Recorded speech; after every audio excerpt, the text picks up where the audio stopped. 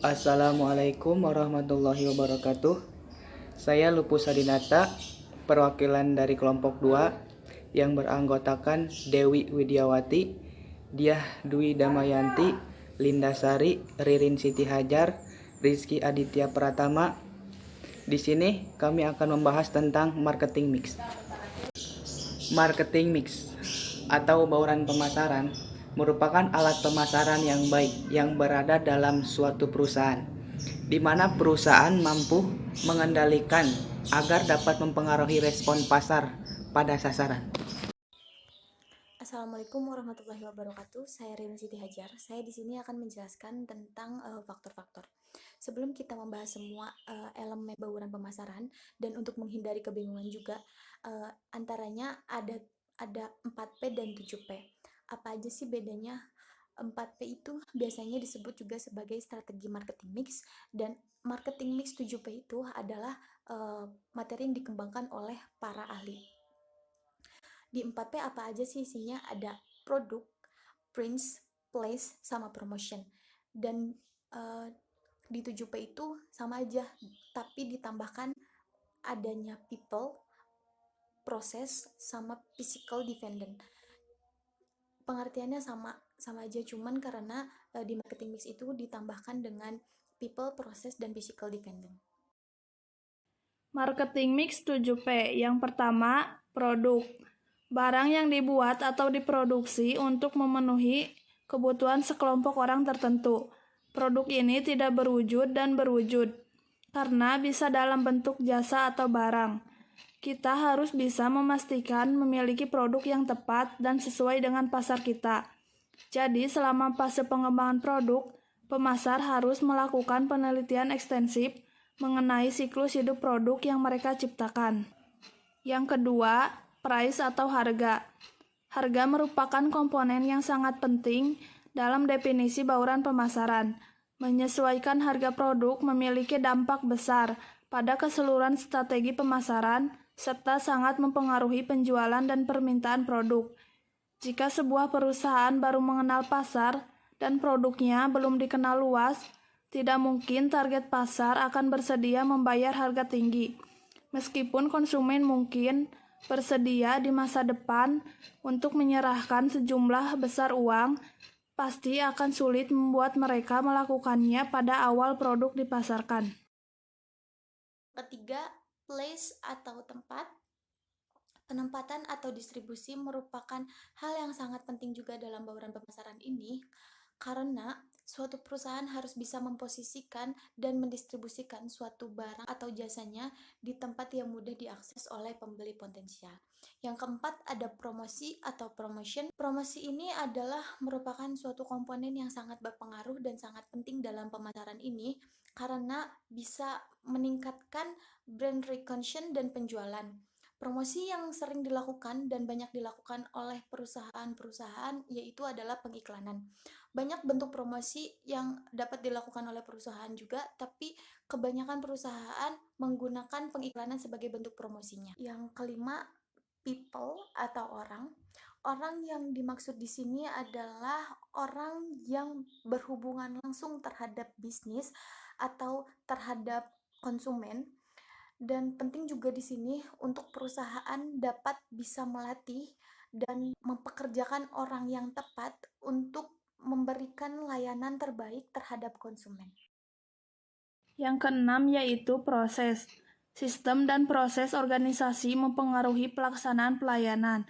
Jadi, perusahaan harus memastikan bahwa perusahaan memiliki proses yang disesuaikan dengan baik untuk meminimalkan biaya. Bisa jadi keseluruhan sistem penjualan, sistem pemasaran, sistem distribusi dan prosedur, dan langkah sistem lainnya untuk memastikan bisnis kerja berjalan dengan efektif. Perangkat tambahan bisa datang kemudian untuk memperketat bisnis untuk meminimalkan biaya dan memaksimalkan keuntungan. Yang ketujuh yaitu physical evidence atau bukti fisik.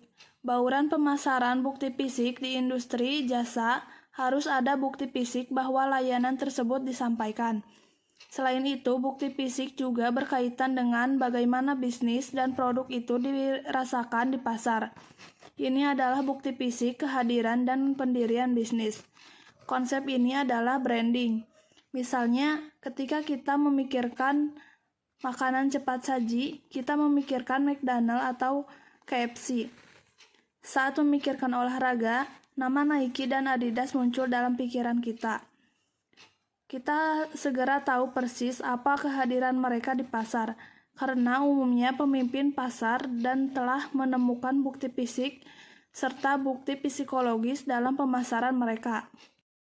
D. Perencanaan strategi korporat dan divisi. 1. Menetapkan misi perusahaan. Adanya organisasi adalah untuk menyelesaikan sesuatu, membuat mobil, meminjamkan uang, menyediakan penginapan malam hari, dan lain-lain.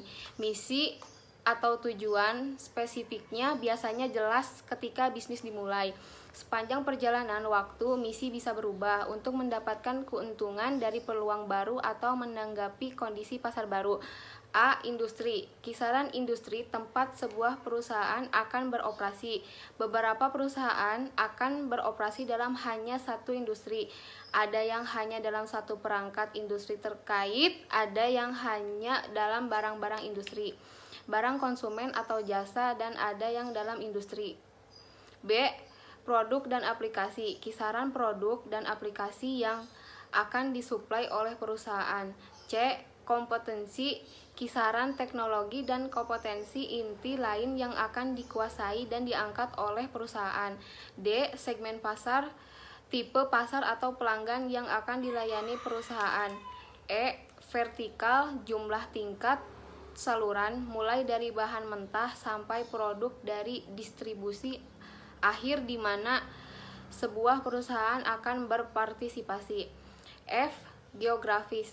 Jangkauan wilayah, negara atau kelompok negara tempat perusahaan akan beroperasi.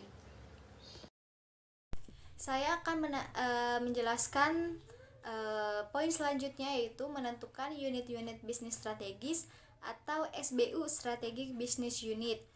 Memiliki 3 strategi karakter, yaitu yang pertama merupakan satu bisnis tunggal atau kumpulan bisnis terkait yang dapat direncanakan secara terpisah dari bagian lain perusahaan.